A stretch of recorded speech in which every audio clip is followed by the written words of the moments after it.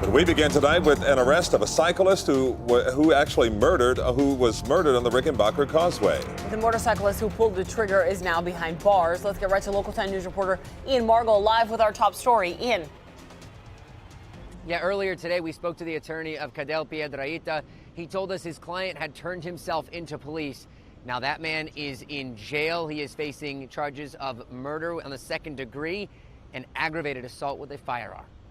After a fatal shooting on the Rickenbacker Causeway Wednesday, the alleged shooter is now in custody and facing a murder charge. And there's various witnesses that are claiming different things, that they saw different things. Attorney Sabino Jauregui represents Cadel Piedrahita, the man now facing charges in this case. It all started when Piedrahita rode his motorcycle onto the causeway next to a group of cyclists, which is something he does regularly. He rides his motorcycle next to us. He protects us from other cars. He tries to make sure that other cars don't swerve into our lane while we're riding.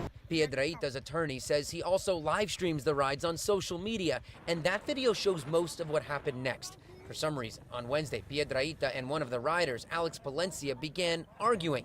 It eventually turned physical before witnesses say Piedrahita armed himself with a gun and shot Palencia.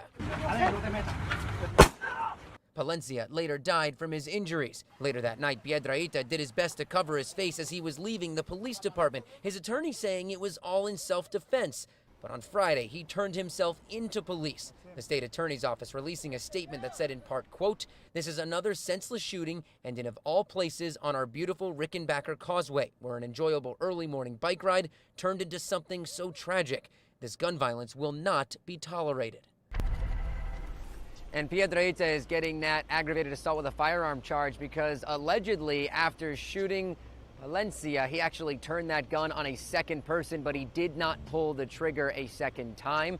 He is expected to go in front of a judge tomorrow. We will keep you posted as soon as we get any updates. Live in West Miami-Dade, I'm Ian Margol, Local 10 News.